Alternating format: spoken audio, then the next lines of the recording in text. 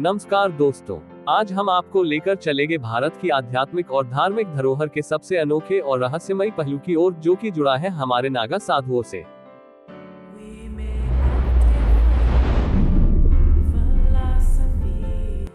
ये वो स्थान है जहां धर्म, आस्था और साधना का संगम होता है।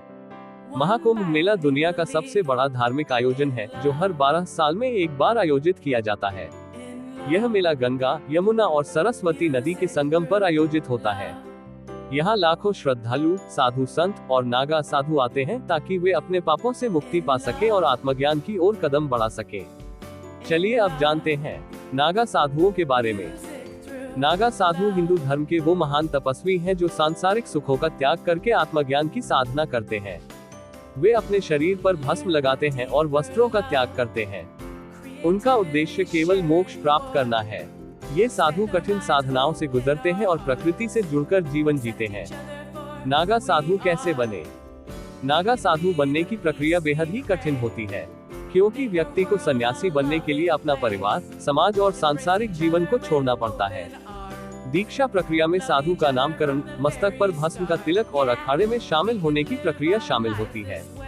यह एक गहन और पवित्र प्रक्रिया होती है जो कई वर्षों तक चल सकती है। महाकुंभ में नागा साधुओं का स्नान। महाकुंभ मेले में नागा साधुओं की शोभा यात्रा का दृश्य सबसे आकर्षक होता है, जिसे शाही स्नान कहा जाता है। इस दौरान नागा साधु अपने अस्त्र शस्त्रों के साथ गंगा में स्नान करते हैं।